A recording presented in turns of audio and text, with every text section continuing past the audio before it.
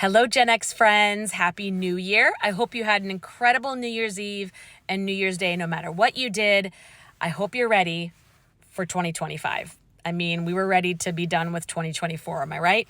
Now, you've probably seen a lot of videos about how to plan out your new year, what are your intentions, the 5 or 7 things to do in 2025, but we're Gen X, so when some people do something, we do the opposite.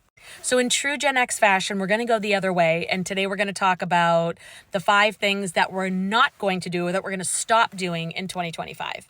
The first thing is saying yes to everything. I mean, we're Gen Xers. We've talked about being latchkey kids, and sometimes we've raised ourselves, we've parented our parents, and we've raised our siblings. So that can mean we grew up to be people pleasers. And you've probably found, since we were kind of adulting since we were 5, we've had to say yes to pretty much everything, and we had to take everything on. And as adults, that's fucking exhausting. I know some of y'all are probably already burnt out from this. So if you haven't started this already, it's time to put up big ass boundaries in 2025, and we're going to stop saying yes to everything. So that means not giving your energy away or giving your time away, because time is the most precious thing that we have in this world. So stop giving it away to everybody because they ask. You can say no. It's not rude. It's not selfish. No matter what our parents or teachers or pastors or whoever told us when we were young that we had to be nice and sweet and be accommodating. No, we don't. We don't have to be rude about it either, but no means no. It's a full sentence. And so be very picky, be very mindful about where you put your energy in 2025, and be sure to give it to yourself. Do say yes to things. When you do say yes, make sure it's a hell yes, that it's something that fires you up, something that puts you closer to whatever you want to accomplish this year or whatever you're trying to create in your life, something that is fulfilling and satisfying to you. The next thing we're going to stop doing is pretending that our bodies are still 20. And y'all know what I'm saying.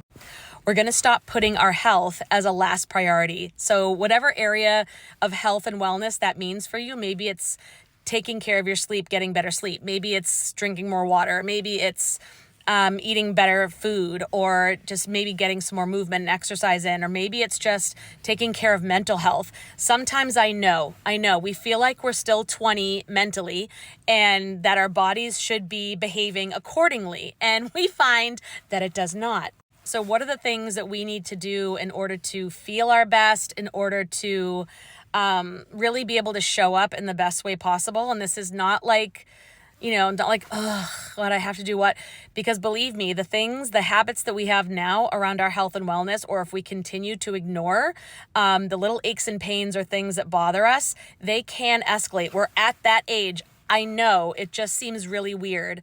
How did we get here? But we're at the age where things can escalate and get out of control, or they can be something that's really scary or uncomfortable to deal with. And we want to make sure that we are in tip-top shape, my friends, no matter what that means for you, right? We still have many more years to go, and we're just getting started. So let's take our health and put that first, because without our health, we got nothing. The next thing we're going to stop doing in 2025 is holding on to any grudges or anything that doesn't serve us. So if there are relationship issues lingering, we talked about, friendships, how weird those can get, how sometimes toxic they can get, and how we are out of alignment with people sometimes, even if we've known them our entire lives. Sometimes we get to a point where we're out of alignment, and it's more stressful or maybe even painful than it is a positive experience. And that can mean also holding on to grudges with people that we haven't forgiven, or things that we're still thinking about. If you tend to overthink things, we're letting go of all of that mental clutter, and we're letting go of anything that doesn't serve us or anything that feels like it's heavy and bringing us down. And we're not allowing situations from our past to keep haunting our present, right? Because what's the saying that oh my gosh, it was so good. It was like, if you're in the past, you're depressed. If you're living in the future, you're anxious. So stay in the present. That's where the calmness is. And stressing about someone else or a situation from the past only hurts you. It doesn't do anything to the other person. So any forgiveness work you need to do, consider that letting things go in 2025. What we're going to stop doing also is holding on to physical stuff. So we talked about letting go of the mental stuff and stop hanging on to it. The physical stuff, oh my gosh, we're Gen X, so you probably have aging parents and you're looking at your parents' house and going, holy shit, there's like 40 years of accumulated stuff that eventually, God forbid, when they transition to the spirit world, you're going to have to go through. So let's take a look at our own houses. Do you have like a storage unit full of stuff you haven't seen for 10 years? Or look at even your car. Let's just stop putting off simplifying our physical spaces and the decluttering, and do it now. Do it this year so that it feels lighter, the energy feels lighter. And guess what? If you're looking to manifest things into your life or bring more things in, releasing the old always energetically makes way for the new. I know it sounds like woo-woo weird stuff, but it's so true. If you're trying to manifest something, letting go of the current or releasing things, possessions that you don't care about, that are sort of weighing you down, or you're attached to, you're keeping it because you have an attachment to the past or some nostalgic thing, let it go and see how your life transforms. It gives you peace of mind. I promise you, you'll have peace of mind. Clutter causes stress in the back of our minds, and we don't have time for that this year. And the last thing we're going to let go of is saying this phrase, it's too late. We are not too late. Gen Xers, we are just getting started. We have the ability to create whatever we want in our lives, no matter what is in our past, no matter what we did, no matter what we didn't do, what we said, what we didn't say, the mistakes that we made, or even the positive accomplishments doesn't define us right now, doesn't define our future. So saying it's too late, going onto the internet, scrolling, looking at Instagram or TikTok or any YouTube even, and saying, oh my gosh, look at those young people, what they're doing. I'd love to do that, but it's too late, or I'm too old, or I have, my kids I still have kids in the house. Or stop thinking it's too late, or you don't have enough time, or you don't have enough space. Let go of those kind of excuses and ask yourself, what is it that you want to try that's something new? For this year, I have to recommend that you watch Jesse Itzler. If you go to his YouTube channel, he has an amazing video about planning your 2025. He has a product he made called Big Ass Calendar.